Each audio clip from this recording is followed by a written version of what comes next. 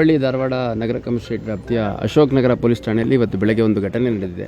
ಆ ಘಟನೆಯಲ್ಲಿ ಕೊಪ್ಪಳ ಮೂಲದ ಕುಟುಂಬ ಒಂದು ಇಲ್ಲಿ ಹುಬ್ಬಳ್ಳಿಯಲ್ಲಿ ಭಾಳಷ್ಟು ದಿನಗಳಿಂದ ಪೇಂಟಿಂಗ್ ಕೆಲಸ ಮತ್ತು ಮನೆ ಕೆಲಸ, ಅಂದರೆ ಆ ಮನೆಯ ಗಂಡು ಮಗ ಯಾರಿದ್ದಾನೆ ಅವನು ಪೇಂಟಿಂಗ್ ಕೆಲಸ ಮಾಡುವಂಥದ್ದು ಮತ್ತು ಆತನ ಶ್ರೀಮತಿ ಮನೆ ಕೆಲಸ ಮಾಡುವಂಥದ್ದು ಮತ್ತು ಬ್ಯೂಟಿ ಪಾರ್ಲರ್ ಕೆಲಸ ಮಾಡುವಂಥದ್ದು ಮಾಡ್ತಾರೆ. ಈ ದಿನ ಬೆಳಗ್ಗೆ ತನ್ನ ಮಗುವನ್ನು ಕರ್ಕೊಂಡು ಅಲ್ಲಿ ಅಕ್ಕಪಕ್ಕದ ಮನೆಗಳಲ್ಲಿ ಕೆಲಸ ಮಾಡುವಂಥ ಸಂದರ್ಭದಲ್ಲಿ ಒಂದು ಮನೆ ಒಳಗಡೆ ಬಿಟ್ಟಾಗ ಒಬ್ಬ ಅಪರಿಚಿತ ವ್ಯಕ್ತಿ ಆ ಮಗುವನ್ನು ಕರ್ಕೊಂಡು ಹೋಗ್ಬಿಟ್ಟು ನಂತರ ಆ ಮಗು ಸಾವಾಗಿದೆ.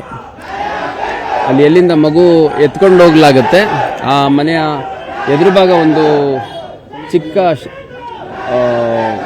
ಶೀಟಿನ ಮನೆಯಲ್ಲಿ ಅದರ ಒಂದು ಬಾತ್ರೂಮಲ್ಲಿ ಮಗುವಿನ ಮೃತ ದೇಹ ಸಿಕ್ಕಿದೆ. ಇಮಿಡಿಯೇಟಾಗಿ ದೇಹ ಅಂದರೆ ಆ ಮಗು ಸಿಕ್ಕಿದೆ, ಅದನ್ನು ಇಮಿಡಿಯೇಟ್ ಶಿಫ್ಟ್ ಮಾಡಿದಂಥ ಸಂದರ್ಭದಲ್ಲಿ ಬ್ರಾಡ್ ಡೆಡ್ ಅಂತ ಹೇಳಿದ್ದಾರೆ.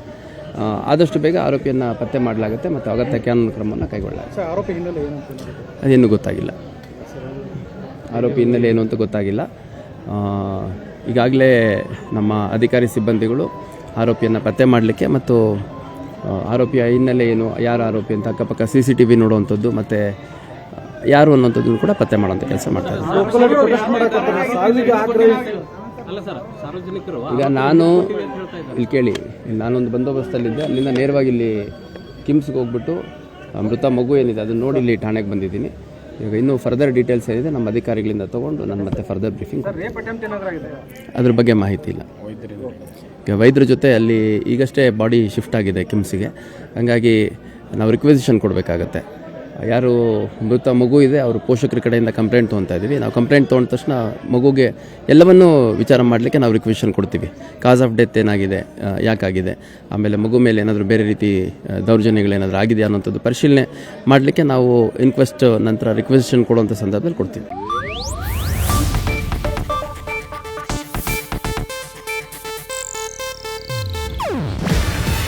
ಇದು ಏಷ್ಯಾನೆಟ್ ನ್ಯೂಸ್ ನೆಟ್ವರ್ಕ್ ಪ್ರಸ್ತುತಿ.